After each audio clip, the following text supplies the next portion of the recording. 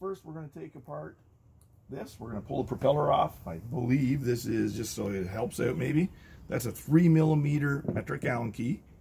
And we're just going to gently turn this out. Okay, we'll pull our little bolt out. Got to make sure, guys, you put the pieces someplace because you don't want to lose them. All right, that's the bolt.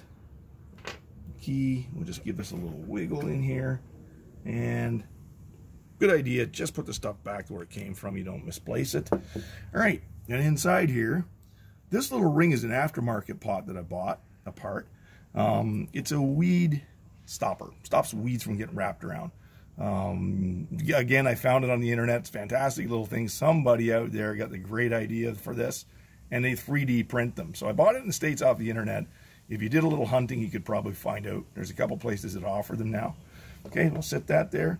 And that little thing I'm going to pull out is a shear pin, okay? Just in case you hit something on the bottom, you get a little too shallow before you completely break something serious. These little pins are made to break. And when you get your kayak, there are a couple spares usually with it.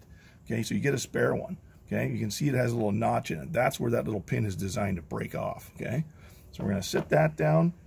Okay, we got that done. All right, next step, we're going to pull these cranks off. Okay, so pulling the cranks off, not a big deal. We're going to get the right Allen key. I'm not 100% sure what size this is, guys. I think it might be an 8. Sometimes on the key it says, but what's that say? Yeah, a little rusty. I can't make it out, but Allen, it's a metric key, so you're going to find that, throw that in there, and just gently wind these out. They're not tight, right? Or they shouldn't be tight. They don't really need to be super tight, right? Okay, we're going to turn these out. Okay, set them aside. One there. Right hand, left hand, okay? Just like a bicycle. One side is right hand thread, one side's left hand thread. You can see this one's turning the opposite way. Okay, so don't, if it doesn't seem like it's going to move, just make sure that it's not a case of you're going the wrong way, okay? So just be gentle. Okay, I'm going to pull those out. Set it aside. Okay. Now the thing with these deals, these crank arms, guys, if you've ever worked on a bicycle, it's a tapered square shaft. So they're pressed on there, and you can't pull them off physically. So you need an actual puller. They're not expensive. Bicycle stores carry them. We're going to use this fancy little one.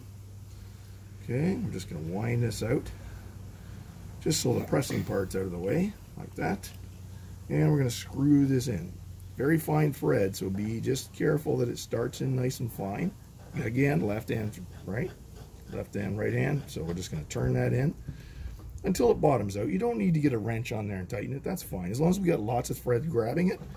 And then just gently turn this in. It gets in a little bit in the way of the pedal. I'm not going to pull the pedals off. I don't think it's necessary. I can get this off with a little bit of finagling. Okay, just turn that in. Just like that. Just a little wiggling to get past that. Now it's just starting to get tight.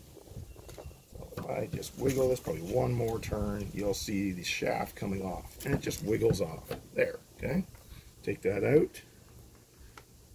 We can turn this out. Kind of have to turn this back like that. It's probably a little easier to pull the pedal out, but there we go. Okay, unscrew this. And there we go. Okay, so you get the idea. Square hole, nice fine threads in there you don't want to be rough with. Okay, so that's done. So on the back side, sometimes it says right, so you can't get mixed up. Right, left, don't switch them around. It has to be the right way, okay? So when you're looking at your drive, your right leg goes on this one, right? Okay? We're going to do the same thing. We're going to spin this around. We're going to pull off the back one. Same operation, right? Spin this way out. Okay, thread this in. Just gentle. Make sure that it starts just like that. Shouldn't have to force it, right? Once you strip those threads, you're in big trouble, so just be gentle. Okay, turn that in. Same as last time, it's going to catch on the pedal here sooner or later. There we go. Okay, it's just grabbing gently. Okay, you should feel it come off pretty simple. They don't usually get tight. They don't have to be on there super tight. Okay, take that out. We're done with that. Okay, we won't use that tool again. We're all done.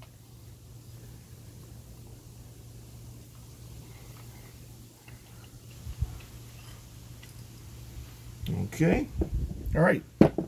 Now we're getting down to the nitty-gritty here.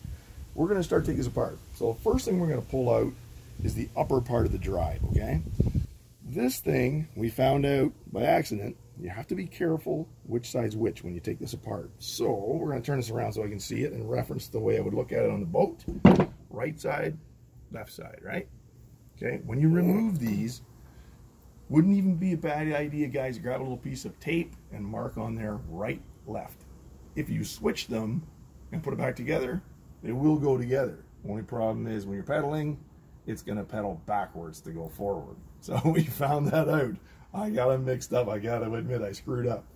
Okay, so what you need to get this apart, I just got this from the Canadian Tire store. It's just a little spanner wrench for grinders.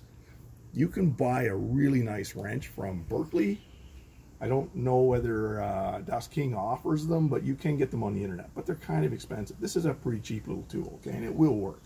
So we got two little pins, and we want to turn these cups out, okay? If it's really super tight, you might need the serious real wrench, but just like that, press your fingers on there so it can't move, and just a little bit of gentle pressure, and there, you can see it starting to turn out. Okay, one like that, and then we'll do the other side in a sec. And we're just going to gently turn this out. And you'll see what makes this whole rig tick. This is a fantastic drive, okay? There are a couple companies using a similar drive, identical inside, okay? But it's really well made. The casting is beautiful. The mechanics inside, fantastic engineering. So there's the outer cap, I guess we could call it. A seal in there, right, to keep water out. We're going to set that one down. That's our right side. How is the seal? The left side. Seal's good, right? It would take a lot of ins and outs disassembling to ever wear that seal out, guys, okay? And remember, this part's not in water. So, for the most part, the upper part stays completely dry all the time, okay? Now we're going to take the bottom one out, the left side, okay? Same idea. Just press that on there so we don't jump out and screw something up a little bit. Just have a feel. So this one, because it's backwards, it's going this way. Okay, just a gentle little turn, and we can turn this one out. This should probably be done maybe once a year, I would say. If you're, you know, kind of on the ball in the winter or after your season's kind of over fishing, I would pull these out. Give them a little grease, make sure everything's cool, make sure there's no water in there.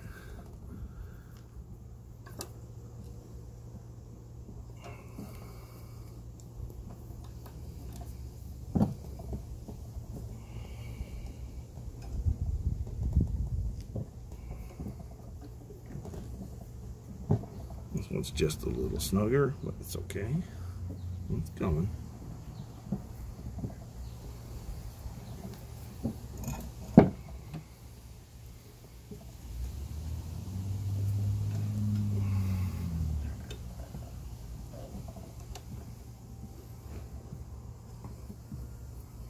There she comes.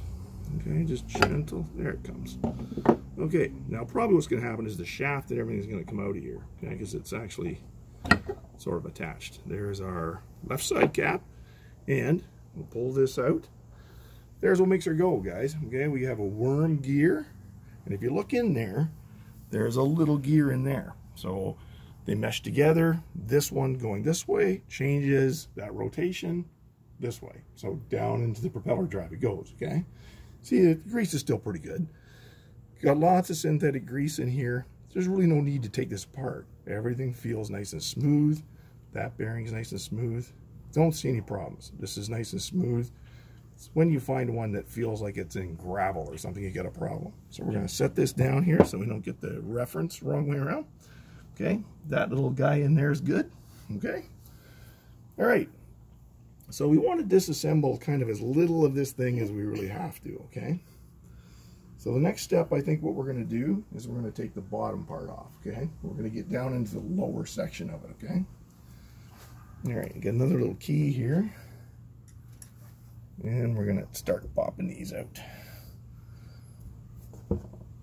I want to see, one thing we want to check is to make sure there's no water in here. So this is underwater when we're pedaling. We want to make sure that water has not managed to get into this. I suspect this one's fine.